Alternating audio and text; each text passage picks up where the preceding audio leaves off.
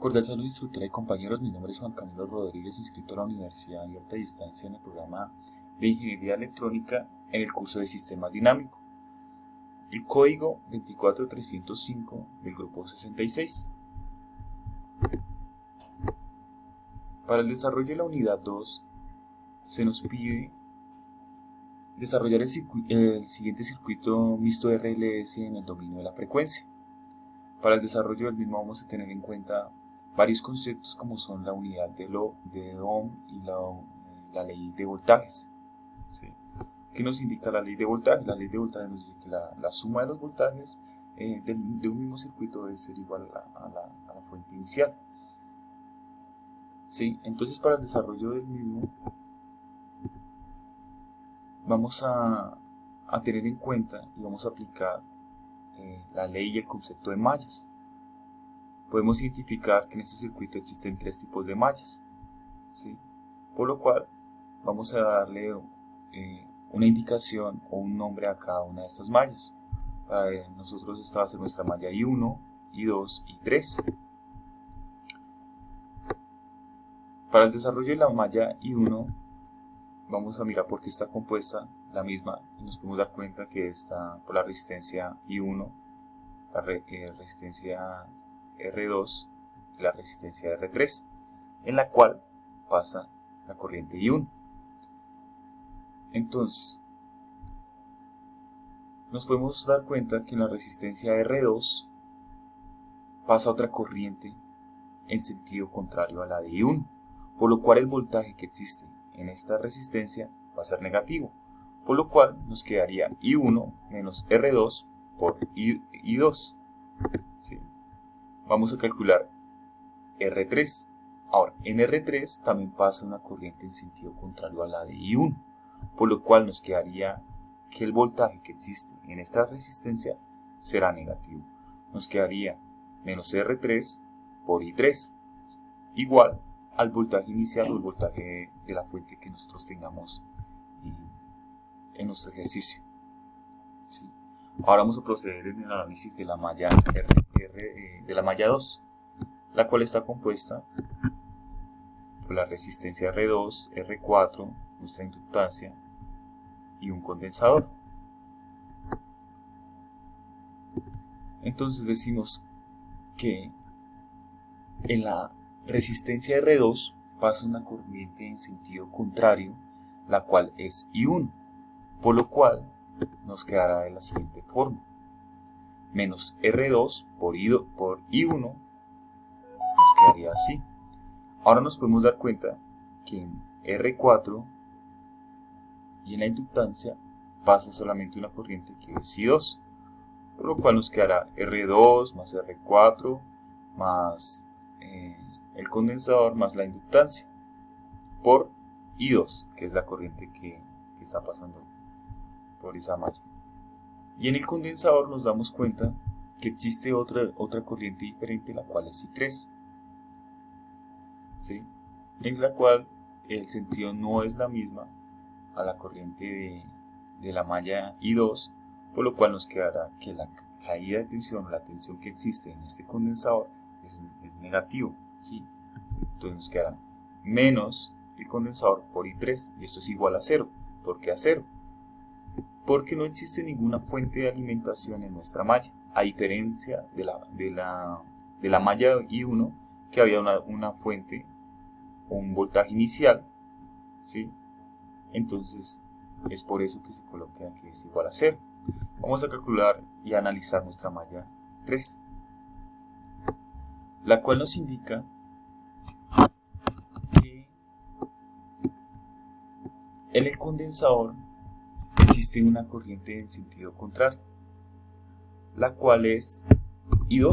Entonces pasaría I3 en un sentido, I2 en otro sentido, por lo cual nos quedaría que menos R3 por I1 menos el condensador por I2 más R3 más el condensador por I3. Esto es igual a 0.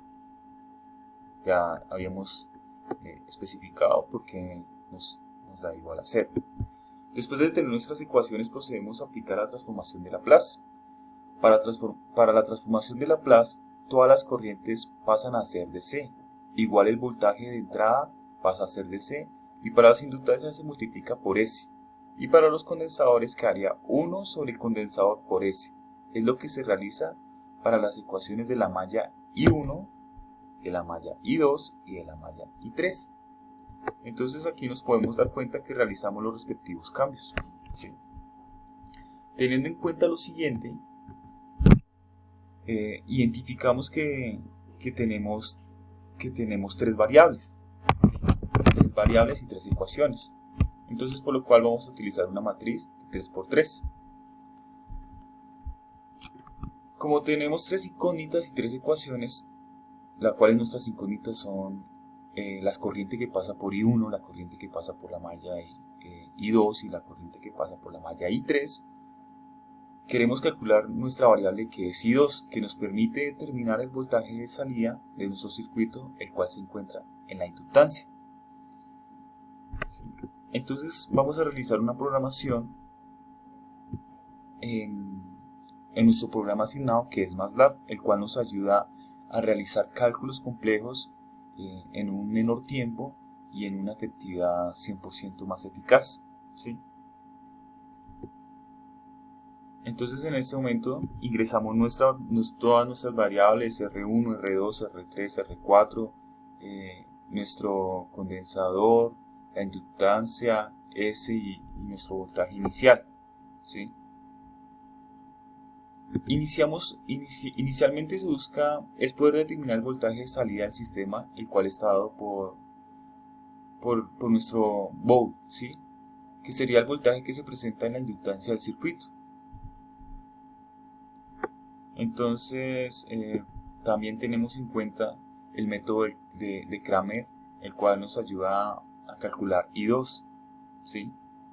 Entonces, para hallar nuestra I2, que sería el determinante de A y el determinante de una nueva matriz. Teniendo en cuenta lo siguiente,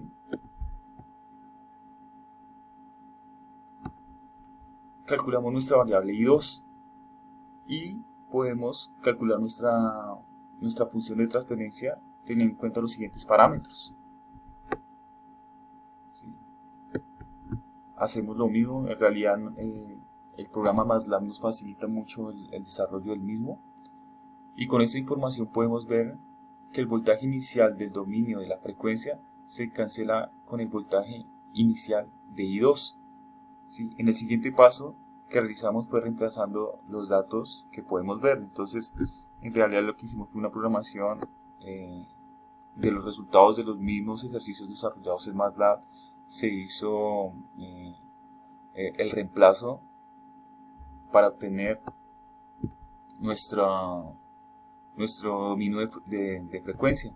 Entonces aquí realizamos el determinante de las matrices, matrices para cada una de sus determinantes, calculamos para hallar I1, I2 y saber entonces el desarrollo del mismo. Entonces aquí, después de todo el proceso, se obtiene la siguiente función de transferencia, la cual nos identifica el sistema y deja ver su componente. Utilizamos también un teorema muy importante en el desarrollo del mismo, que es el desarrollo de polos y ceros. Para ello utilizamos MATLAB donde sacamos las raíces del dominio de la función y de la transferencia.